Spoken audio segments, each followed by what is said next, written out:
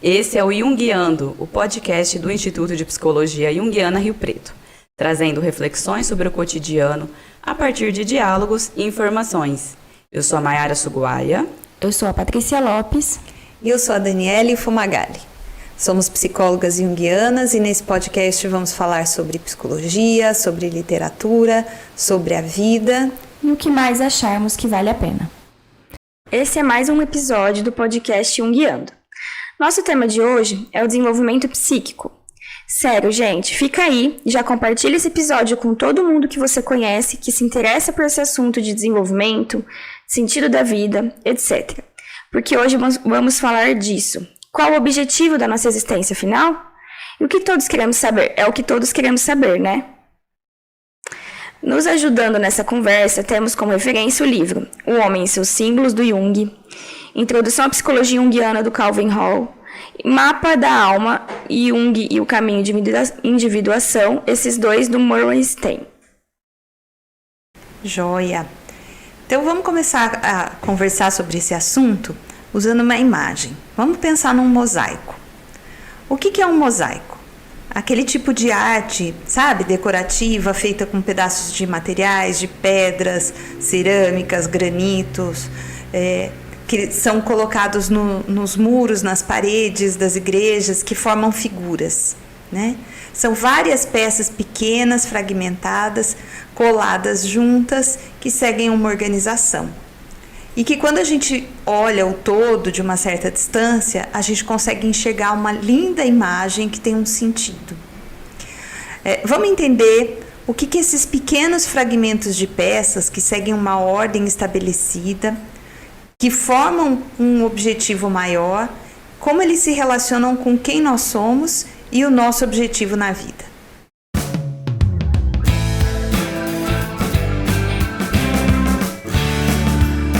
E o que a psicologia tem com isso? Nos episódios sobre sonhos, vocês vão lembrar que a gente já falou um pouco sobre como os sonhos atuam na nossa psique, né? Ele tem uma função reguladora, eles atuam como um agente de compensação de energia. A gente também já falou sobre a importância dos sonhos, né, como mensageiro aí do nosso inconsciente. E hoje vem com a gente, que a gente vai aprofundar um pouquinho mais sobre os sonhos. Eu sei que é o tema que todo mundo mais pede, né? Quando a gente vai falar de psicologia junguiana, o pessoal já associa com interpretação de sonhos, né? Então a gente vai entender hoje um pouco sobre o papel dos sonhos na nossa vida como um todo. E para entender isso, gente, Jung analisou muitos sonhos, mas muitos sonhos. Ele calcula ter interpretado pelo menos uns 80 mil. É muita coisa, né? 80 mil é muito. É muita coisa. Eu não vou me atrever a pensar quanto que dá isso por ano, porque eu não sou de exatas. Mas é muita coisa. E ele percebeu, né, que os sonhos parecem seguir uma organização determinada. Tipo um esquema. E ele falava, né, que os sonhos nos orientam e nos impulsionam para o equilíbrio. E essa tendência natural ao desenvolvimento é o que o Jung vai chamar então de processo de individuação. Mas antes da gente entender completamente o que é esse processo de individuação, vamos voltar lá no nosso exemplo do mosaico. Os pequenos fragmentos não são dispostos aleatoriamente. Por exemplo, vamos pensar no mosaico de um tucano. O lugar onde vão as peças pretas das penas precisa ser determinado. Assim como das peças laranjas que formarão o bico do tucano, e assim por diante. Ou seja, há uma organização, um esquema pré-determinado. E é a mesma coisa com os nossos sonhos. Se analisarmos nossos próprios sonhos e sua sequência durante alguns anos, veremos que certos conteúdos aparecem, desaparecem e depois voltam a surgir. Como se fosse um grande oceano, onde o fundo é desconhecido, inconsciente, e de vez em quando algum ser vivo ali aparece na superfície, mergulha novamente e por aí vai. E é interessante isso, né? Porque quando a gente interpreta os nossos sonhos, e se a gente faz isso por um longo período, a gente consegue observar um certo padrão. E é esse padrão que tá o mistério da coisa, né? E a gente conseguir, assim como o mosaico, não ficar observando só cada fragmento, mas conseguir olhar com uma certa distância para conseguir entender a imagem. Sim, né? Esse exatamente. aqui é o pulo do gato. Eu lembro, nisso que a Paty falou agora, né? Das coisas voltam aparecem, desaparecem. Teve uma época, eu lembro assim, que eu tive muitos sonhos, sempre com imagens masculinas, assim. Mais pra frente a gente vai falar o nome desse conceito, eu não vou dar spoiler aqui, mas enfim, tinha sempre uma imagem masculina. Obviamente, levei isso pra terapia, aquela coisa e tal. Vários sonhos, tipo, ficou muitos meses tendo algumas imagens e tal, relacionadas ao masculino. Tratei, né, falei muito disso em terapia e tal e tal. Depois, quando as coisas, né, esse meu complexo aí tava um pouco mais dissolvido, vamos chamar assim, virou a página, começou a ter um monte de sonho com imagem feminina. E foi muito interessante. Eu falei, realmente, o sonho tá tipo um professor falando, vamos lá, minha querida, me acompanhe, vou te explicar agora, só faltou um slide, assim, né, pra explicar o que ele queria. E é muito interessante, né, como o sonho realmente vai ajudar a gente a entender quem a gente é e acho que um pouco da nossa missão aqui, né? Sim. No livro Homem e Seus Símbolos, vocês sabem, né? É o livro que a gente está usando de guia. Tem os primeiros capítulos são feitos pelo Jung, mas tem a contribuição de vários pós-jungianos, vamos chamar assim, né? A Von Franz e tem o Henderson também. Nesse capítulo que a gente está falando aqui hoje é escrito pelo Henderson. E aí ele comenta que a gente sonha repetidamente com imagens e algumas situações, né? E que se a gente analisa essa série total, né, desses sonhos, a gente pode observar algumas mudanças. Foi esse exemplo que eu comentei, né? Os meus sonhos tinham um padrão com imagem masculina, depois de um tempo em terapia, começou a ter algumas imagens femininas.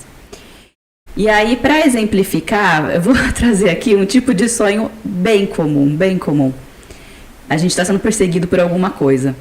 Uma bruxa, um monstro, ou um ladrão, ou algo que a gente nem sabe o que é que tá perseguindo, né? Tipo Bird Box, não sabe quem que é o monstro. Aquele filme. E, enfim, é algo que nos amedronta. E aí esse sonho se repete várias vezes, várias vezes. Até, né, que em alguns sonhos começa a ter um padrão diferente. Ou em algum sonho a gente consegue encarar, né, de frente esse perseguidor, essa ameaça. E aí, a partir disso, né, algumas coisas podem acontecer de diferente. Em alguns sonhos, o mal, né, digamos assim, pode nos devorar. Só que em algum momento a gente também pode ver que o monstro não era tão grande assim, né? Ou que a gente consegue derrotar aquela coisa malvada, enfim. E o ponto mais interessante aqui essas mudanças que acontecem nos sonhos, elas podem ser aceleradas se a atitude consciente do sonhador for influenciada pela interpretação correta dos sonhos. Então é como se o sonho fosse se adaptando ao que vai acontecendo na vida da pessoa, né? E na terapia a gente vai acelerar esse processo de desenvolvimento. Traduzindo, na terapia, quando os sonhos, né, são corretamente interpretados, vai ajudar com que a gente derrote o monstro mais facilmente, o monstro aí do nosso sonho e os monstros internos. Ou seja, os nossos sonhos, eles seguem um esquema, uma direção, que gera um processo lento e quase imperceptível de crescimento psíquico, que é o nosso processo de individuação. E aí, nas palavras de Henderson, surge gradualmente uma personalidade mais ampla e amadurecida, que, aos poucos, torna-se mais consciente e perceptível, mesmo para as outras pessoas. Que legal, né? Então, vamos falar sobre o que é esse processo de individuação. É um conceito importante na psicologia do Jung, porque é isso que orienta tudo. Sim. Para o Jung, o ser humano ele é orientado por um impulso, que é o de ser capaz de se tornar uma pessoa, de se tornar um indivíduo. Algumas pessoas confundem essa ideia de individuação de individualidade, de egoísmo, e não tem nada a ver, né? O processo de individuação não é você se tornar mais egoísta, pelo contrário, você vai no caminho oposto a isso, é você se tornar a pessoa que você tem o potencial de ser. E a gente naturalmente tem um impulso para isso. O objetivo de cada pessoa, então, é elaborar o seu processo de individuação, é caminhar no sentido de se tornar aquilo que a gente tem potencial para ser. A individuação, ela pode ser compreendida, então, como uma tendência natural, inata, de toda pessoa, de se tornar quem ela é por completo, ou seja, de se tornar consciente de quem ela é. O Murray Stein, no livro O Jung e o Caminho da Individuação, ele fala o seguinte, ele explica que o processo de individuação ele não se restringe ao período da infância e da adolescência, ao desenvolvimento nesse período e que culmina na idade adulta, na personalidade que se forma. Esse período tem muita relação com as informações genéticas, as influências culturais, sociais, que a pessoa vai vivendo. E, claro, as características pessoais de cada um. Só que o processo de individuação é muito mais do que isso. O Stein diz o seguinte, a individuação produz uma extensão da consciência que vai além do pessoal e alcança o arquetípico ou o não pessoal. E isso continua acontecendo principalmente na fase adulta, porque a gente se prepara para a vida até se tornar adulto e aí na vida adulta é que a gente vai elaborar aquilo que a gente veio fazer no mundo. O processo de individuação, assim, ele é muito interessante, né, Dani? Porque essa frase, né, se tornar quem a gente é mesmo. Quando a gente olha num sentido mais superficial, parece que é até meio bobo. Mas como assim se tornar quem a gente é? Já sou quem eu sou, né? E não, né? Tem muitas camadas. Acho que conforme a gente vai amadurecendo, a gente vai entendendo que essa frase não tem nada de óbvia. E ser quem a gente é não tem nada de simples. Então, o processo de individuação é abaixo, né, da ponta do iceberg. Então, para você conseguir entender bem o que é o processo de individuação, você que está ouvindo a gente, vamos olhar para o que está debaixo da superfície. O convite é esse. Por isso que a gente fala que é se tornar aquilo que a gente tem potencial para ser. Às vezes a gente realiza muito pouco do nosso potencial. E a gente pode desenvolver muito mais do que o que a gente muitas vezes faz. Por isso que o processo de individuação nos conduz às mudanças. Por isso que ele vai trazendo alertas.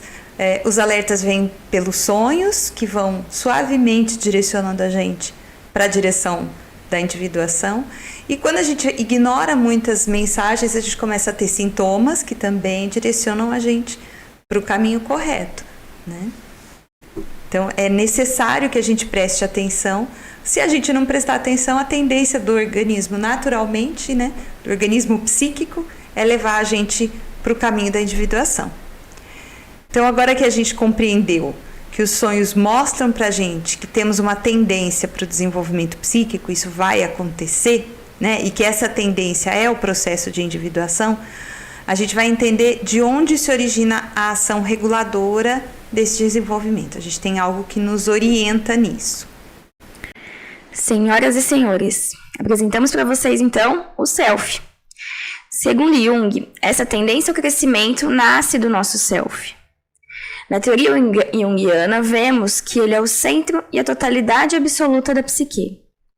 É ele também a fonte das nossas imagens, dos sonhos. O self expressa a unidade e totalidade da nossa personalidade, global e, basicamente, é a estrutura fundamental onde se assenta a psique. Nós já ouvimos aqui no nosso podcast algumas vezes, não sei se vocês lembram, sobre o quanto a nossa psique é viva, e inclusive muito sábia, porque ela vem em busca do equilíbrio. Então, tem uma tendência de buscar a cura do psiquismo. Vamos pegar um exemplo, então, bem simples para vocês entenderem melhor. Quando a gente está com uma infecção de garganta, qual é a primeira coisa que geralmente vai acontecer? A gente vai apresentar uma febre. E a gente corre tomar um remedinho para acabar com a febre. E aí, o que essa febre quer dizer? A febre não é a doença em si, é a reação do organismo contra alguma anomalia. Também não é necessariamente algo de ruim ou mal, porque nas infecções, por exemplo, ela ajuda o sistema de defesa a livrar do agente agressor, o vírus, a bactéria, enfim, o que você tiver ali no momento. Então, a febre é um sinal, um alerta, ou seja, o corpo está se ajustando, né, a sua temperatura para restabelecer a saúde. A psique vai fazer a mesma coisa, ela vai buscar sempre uma cura e restabelecer o equilíbrio. E a tarefa do self é manter o sistema psíquico unido e em equilíbrio. O self, em resumo, vai ser quem realmente somos. E a jornada em busca disso tudo, de ser quem realmente somos, do que gostaríamos de ser e chegar, enfim, no nosso eu, é o processo de individuação, como a gente já falou. Legal, e para a gente ser quem a gente é, o que a gente precisa, né? O que é preciso para eu me tornar o que eu tenho potencial? É uma coisa muito interessante, né? A gente precisa integrar os opostos. Ou seja, a gente tem que integrar aquilo que é consciente, que a gente conhece sobre a gente mesmo, com aquilo que é inconsciente, que a gente desconhece sobre a gente mesmo. Então a Paty falou do self. O self, ele abarca tudo, tanto a consciência quanto o inconsciente. Ele é tudo. Ele é o todo da psique. Mas é justamente o self que tem essa tendência a unir os opostos. Então a gente tem que ir percebendo que o self abarca o que é inconsciente e que temos algo que surge a partir dele e que está relacionado com o que é consciente, que é o ego, né? Então quem coordena ali o que está acontecendo na consciência é o ego. Mas o ego, ele não tem uma autonomia tão grande quanto a gente pensa. Ele é um aspecto do self. Ele é a parte que se torna consciente e que coordena a consciência. E o self coordena o todo. Então, o ego ainda tem que estar a serviço do self, senão vai existir um conflito. Ego, o tão falado ego, vamos falar sobre isso. Primeiro, né, a gente acha que o ego é o dono da empresa. Não, não é. Ele é só o supervisor. É o supervisor. Ele é só o supervisor ali, o gerente. Tem coisa que ele não vê, tem coisa que ele não sabe. E Tem coisa que ele vai deixar passar. Tem coisa que ele deixa passar. E ele responde para alguém, né, acima dele, digamos assim, que é o self. Bom, nos primeiros anos de vida, lá por volta dos 2, 3 anos, quem convive com criança sabe que é a partir dessa etapa que a criança começa a falar eu. Antes, o que a criança fala? E não. Não também, né? Nossa, como você chama? Não. É uma frase bem gostosa, os Terrible Two, né? Quem tem bebê de 2 anos aí? O Dev já saiu?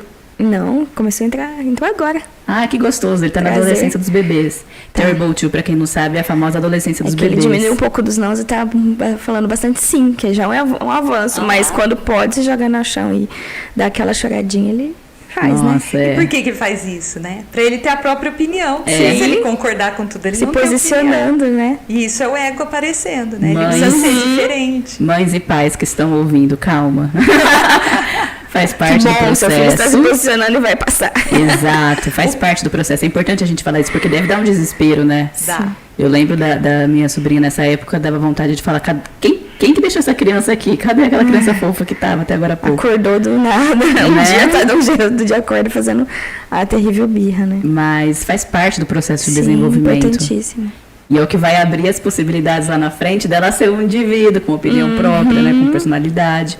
Então, assim, respira, calma, Acolhe a criança. acolhe a criança. A Paty pode não falar melhor significa disso. que tem que deixar fazer tudo que quer também. Isso, né? isso. Porque a gente fala, não, Acolhe e direciona. Faz parte, mas não quer dizer que não precisa de limite. que Sim, não direciona, que ela também tá pedindo pra ser direcionada, Deus, né? Com direciona, limites. né? É, exatamente, até porque a birra muitas vezes é isso, assim, né? Do não, Não sei consigo pra onde eu vou, o que que eu controlar. faço. Não consigo controlar essa energia que tá aqui dentro. E é me um ajuda, mundo pra né? explorar, né? Tem muita opção. Preciso que alguém me direcione pra onde eu vou, porque Sim. tem muita coisa que eu posso explorar, eu não sei pra onde eu começo. E aí o adulto tá ali pra direcionar, né? Pois E é. dizer também o que não pode ser explorado. Que tem coisa que não dá também, né? Isso não vai traumatizar a criança. Não, tá tudo Isso bem, né? é importante. Exato. A gente tá falando de birra de criança, mas adulto também faz birra, né? birra, Aham. A gente para de Fazemos. falar, Adulto faz, A gente fazemos. bate porta. A É. gente mostra o dedo no trânsito pra aquela pessoa que fechou a gente. Eu sou a pessoa da buzina, eu gosto da Você buzina. é a pessoa da buzina? Sou. Adoro. Ou eu converso com a pessoa sem ela tá me ouvindo. Vai, cara, vamos. E aí o Davi, ele repete o que eu falo. Ele tá Uau. brincando de carrinho e tá lá, vai. Acho que ele tá repetindo e reproduzindo o que eu Tem que falo. tomar cuidado com o que a gente fala na frente das crianças, né? Muito.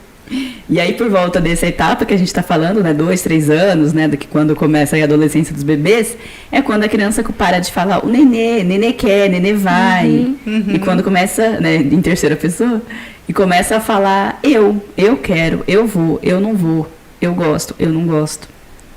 Às vezes com grito, mas enfim.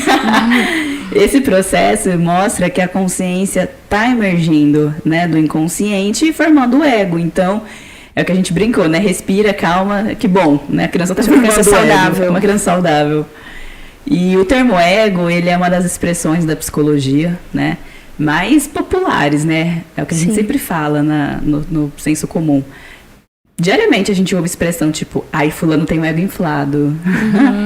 Ai, isso aí feriu meu ego, né? Entre outras.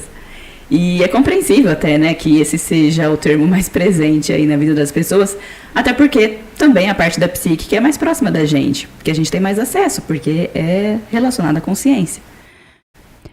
Na psicologia junguiana, né, a gente fala muito do inconsciente, mas a gente também vai explicar e vai definir aí as funções do ego, até porque sem o ego a gente não ia conseguir, inclusive, ter acesso, né, a essas camadas aí mais profundas da dinâmica psíquica. O Mapa da Alma é um livro muito bom, né? Ele é bem rico de definições e o Sten traz uma definição sobre ego, que é a definição do próprio Jung, que é assim: entendemos por ego aquele fator complexo com o qual todos os conteúdos conscientes se relacionam. É esse fator que constitui, por assim dizer, o centro do campo da consciência. E dado que este campo inclui também a personalidade empírica, o ego é o sujeito de todos os atos conscientes da pessoa. É isso aí, o ego é o sujeito, essa é a ideia. Ele é o centro da consciência, ele não é o sinônimo da consciência. A consciência é mais ampla que o ego. Mas, para estar na consciência, isso tem que ser perceptível pelo ego. A consciência, de uma forma resumida, é tudo aquilo que a gente conhece. É a única parte da mente conhecida diretamente pelo indivíduo. Então, é como se a gente fosse uma ilha, né? Então, vamos usar como exemplo essa imagem. Uma ilha bem pequenininha no meio de um oceano gigantesco, né? Da terra inteira de oceano. Uma ilha pequena. No meio da ilha, a gente, né, naquela imagem clássica, tem sempre um coqueiro. Vamos tirar o coqueiro dali, vamos botar um holofote. Então, no centro da ilha, aquele holofote ilumina a ilha toda. Existem lugares onde a luz está mais intensa, que é onde a gente está colocando a nossa atenção. Então, existe uma certa penumbra em volta e existe um lugar de foco. Então, o que a gente está prestando atenção, onde o ego está olhando, ali está muito claro, está consciente. Mas existem coisas que a gente não está diretamente consciente, mas a gente consegue facilmente direcionar o holofote ali e enxergar, né? A praia em torno, ela tem uma série de coisas que não estão emergidas, né? Imersas. Elas estão submersas, mas facilmente você consegue alcançar, você consegue circular. Então tem coisas no nosso inconsciente que a gente traz para a consciência, a gente consegue ir lá buscar. Que cor era a minha primeira bicicleta? Né? Presente de aniversário eu ganhei o ano passado, né? Nenhum, eu lembro. Eu ganhei tal coisa. Não está presente na consciência, mas eu consigo resgatar. Então está ali na praia. Mas tem coisas que vão se aprofundando no oceano e que a gente não consegue resgatar mais. E outras que a gente nunca conseguiu alcançar e nem vai conseguir, né? O inconsciente tem lugares que a gente nunca vai ter acesso com a consciência, né? Então, a consciência está presente na vida da criança desde o nascimento e o ego vai se desenvolvendo aos poucos. Então, a criança tem consciência, mas o ego vai se desenvolvendo até, como a Mayara falou, né? Lá por volta dos 2 anos, a criança começa a ter sinais de que o holofote está acendendo. O ego está ali presente, se fortalecendo, né? E vai se desenvolvendo conforme ele vai explorando o mundo, se relacionando com as pessoas. O Murray Steen comenta que o ego, quando ele é bem estruturado, ele é aquele que consegue mobilizar as energias psíquicas e buscar objetivos. O Jung coloca que o ego é a premissa essencial para a gente fazer uma investigação psicológica. A gente só estuda psicologia porque a gente tem ego. Sim. Né? Então, o estudo como uma metalinguagem, né? A gente está estudando aquilo que a gente está usando para estudar. É muito curioso. Outra função interessante do ego é que a percepção de que somos o mesmo indivíduo que a gente foi ontem, depois que a gente dormiu e acordou, existe graças ao ego. Ele dá essa sensação de continuidade, de personalidade, de identidade. Isso só permanece porque o ego permanece. É ele que faz essa correlação de eu dormi e acordei, eu sou a mesma pessoa de antes de dormir. A gente não para pra pensar, mas tem muita energia psíquica envolvida nisso.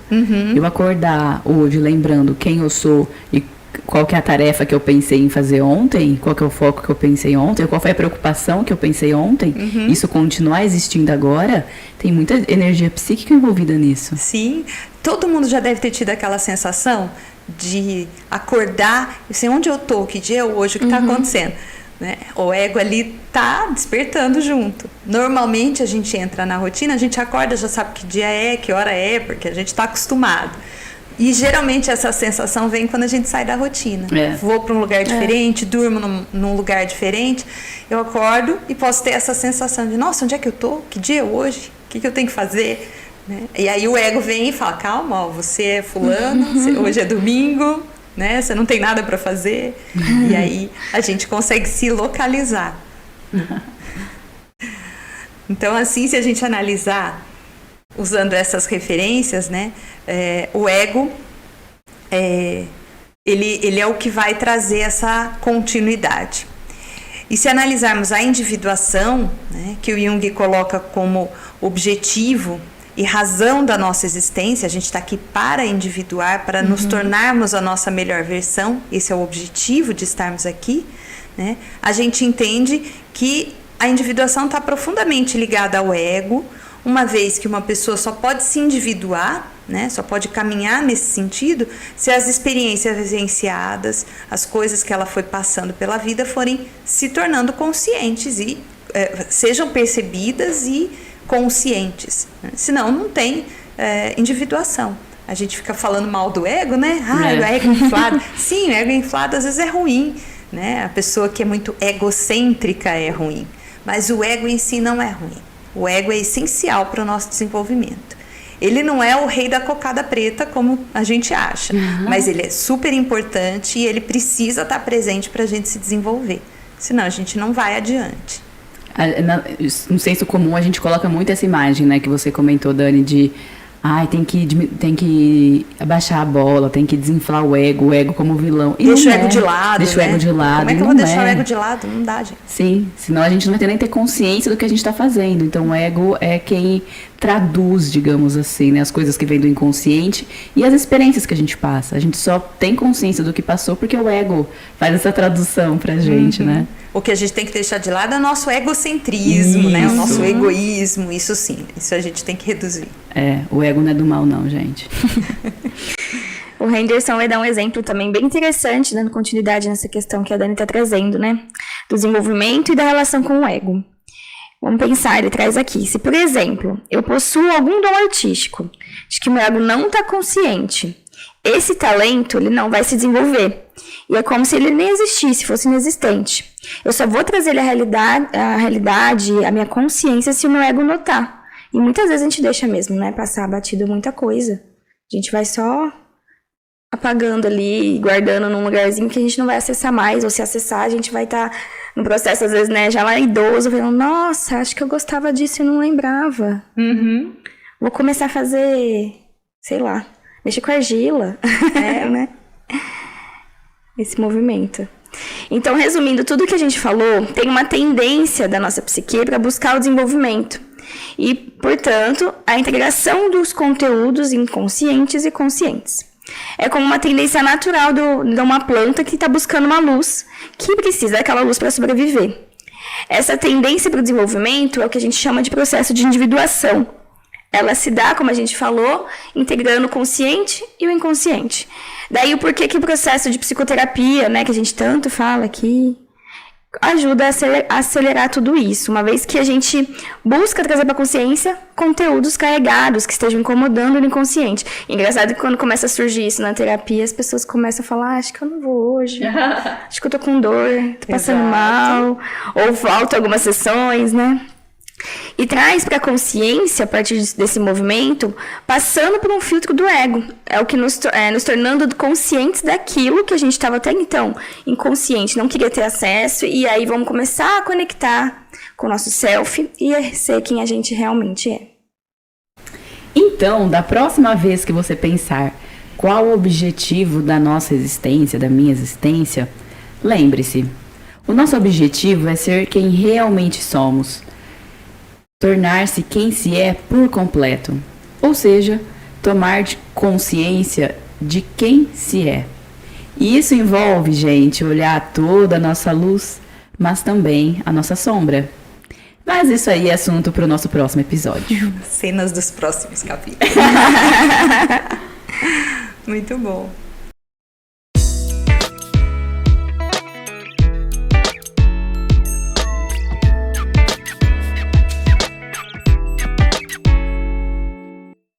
Então vamos para a nossa dica de hoje. A gente trouxe aqui o filme As Aventuras de Pi, para quem já viu, ou quem ainda não viu, ou quem já viu quer ver de novo. A história conta sobre um rapaz que sofre um naufrágio de navio com a família toda, e só ele se salva. E aí o Pi não foi o único a sobreviver, né? Na família dele sim, mas tem um tigre que sobrevive junto com ele. Eles estão num navio, e esse tigre pertencia ao zoológico do pai dele. E aí eles vão desse navio rumo a achar algum lugar com terra firme. Eles precisam encontrar algum lugar para poder descer e estabelecer ali comer, ter um lugar para ficar e tudo mais, né? Então o filme faz uma grande analogia à parte do processo de individuação, especialmente no que a gente vai dizer sobre o encontro com as nossas sombras e o respeito pelo nosso self. É bem legal, né? E é um filme com bastante fotografias. É lindo. É lindo, né? É lindo. É indiano, né? Eu acho que é indiano. Indiano? Não tenho certeza. Mas é lindo. Recomendamos.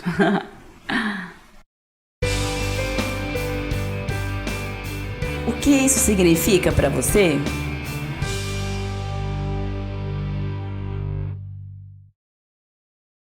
E na nossa parte artística, eu queria saber cantar, porque essa música é tão linda, mas não tenho esse dom. Talvez eu descubra nessa potencialidade. Então... Quem sabe tá na minha sombra. Dizem que todo mundo sabe cantar. Não é todo mundo que tem uma voz boa, mas tecnicamente todo mundo pode aprender. Tá vendo? Na minha metanoia, então, vai ser meu desafio. Vou aprender a cantar. Ai, que delícia. A gente trouxe aqui essa música. É uma das minhas preferidas. Da vida, da vida, da vida. Que é a música Tocando em Frente, do Almir Sater. Com certeza você já ouviu aí, né? A música fala mais ou menos assim. Eu vou recitar. Ando devagar porque já tive pressa e levo esse sorriso porque já chorei demais. Hoje me sinto mais forte, mais feliz, quem sabe? Só levo a certeza de que muito pouco sei, ou nada sei. Conhecer as manhas e as manhãs, o sabor das massas e das maçãs. É preciso amor para poder pulsar, é preciso paz para poder sorrir, é preciso a chuva para florir. Penso que cumprir a vida seja simplesmente compreender a marcha, ir tocando em frente. Como um velho boiadeiro levando a boiada, eu vou tocando os dias pela longa estrada, eu vou, estrada eu sou. Conhecer as manhas e as manhãs, o sabor das massas e das maçãs. É preciso amor para poder pulsar, é preciso paz para poder sorrir, é preciso a chuva para florir. Todo mundo ama um dia, todo mundo chora. Um dia a gente chega e no outro vai embora. Cada um de nós compõe a sua história. E cada ser em si carrega o dom de ser capaz, de ser feliz. Muito bonitinho, né, essa música? É maravilhosa. E a gente pede, então, para você que tem vontade de conversar com a gente, de colocar a sua ideia, a sua sugestão, a sua crítica, que escreva para a gente no e-mail podcastjunguiando@gmail.com, ou também que entre em contato através do nosso site, que é www.psicologiajung.com.br. No nosso site a gente tem também as atividades de estudos em grupo e todas as produções que nós estamos fazendo, tá bom? Compartilhe esse episódio com alguém que você acha que vai se beneficiar e se interessar pelo tema. Vai ser interessante. E esse foi mais um episódio do Junguiando, com a produção executiva da... E processo. A produção artística Raquel Fumagalli, da iProcesso Artes. A edição de som. Kleber Zumiotti. Gravado no espaço da Nova Hora Arquitetura. Agradecemos você que nos acompanhou até aqui e não deixa de ouvir o próximo episódio, que vai ser sobre um tema muito legal. Obrigada, gente. Até mais. Até mais.